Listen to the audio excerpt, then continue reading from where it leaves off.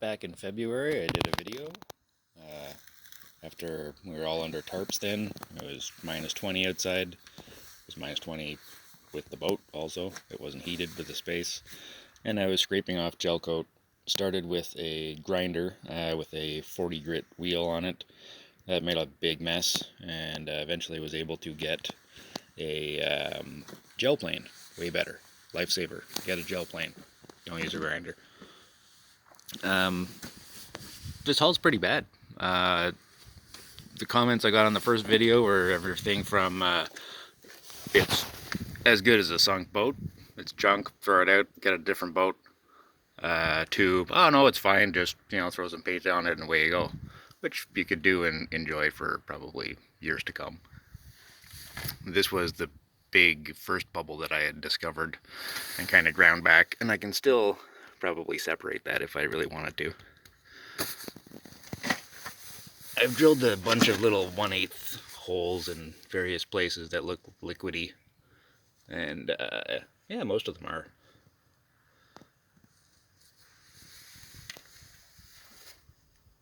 Up here was a section where an entire piece, a couple of feet long by 1 foot wide or so, had peeled off trop strand mat. There seems to be 2 layers of trop strand mat, and there is horrible resin saturation within those 2 layers. There's lots of bubbles everywhere. Lots of bubbles in the first layer that you can kind of see here, and then deeper bubbles that get right down behind both layers. And then at least behind here there's woven roving, but by maybe 2 layers of it. There's not a lot of boat there. It's more solid than my canoe, but not remarkably.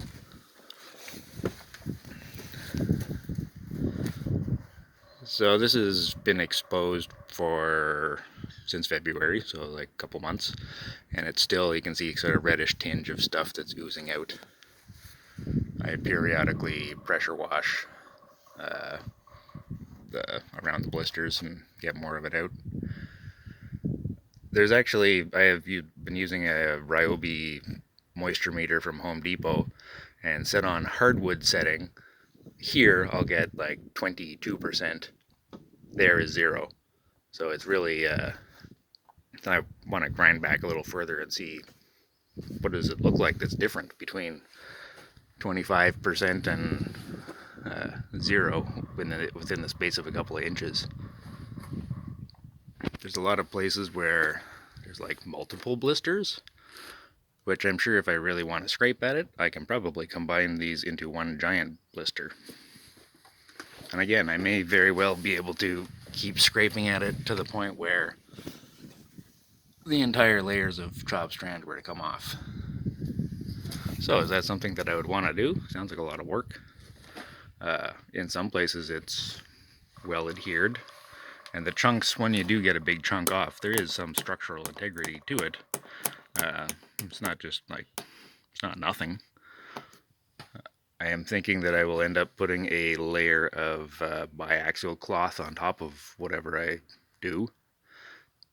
So maybe I'll just use poly, because it's cheaper, to fill in these big things, and then use epoxy with a layer of biaxial on top of all of this, and then just, I guess, kind of, I don't know, call it a core material.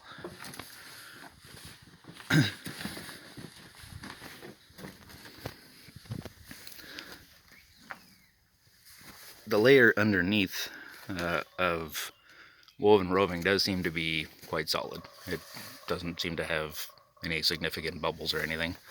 I haven't had anything that goes down as far as the woven roving, or into it rather.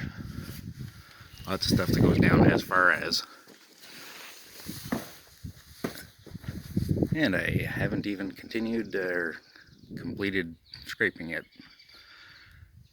The more it dries, the more blisters appear also, or become visible. You can see the pad spots. I actually got this fancy air ride trailer, and lifted the boat yesterday and moved it on its cradle. It was sitting a little weird, and I moved it off the pad spot so I could work on those. I don't know if it shows up on camera, but you can see like a perfect vertical line there, horizontal line there. So I'm wondering if that's definitely like the outline of a sheet of fiberglass. So is that from original construction, or is this some sort of repair that somebody did at some point? This side of the hull was kind of covered in a tarp, so it's the what was stripped most recently. So this has only actually been exposed for maybe 2 weeks. So you can actually see it looks like quite wet. There's probably places I thought it would actually get some juice coming out, but it looks moist. It's sticky. It's stinky.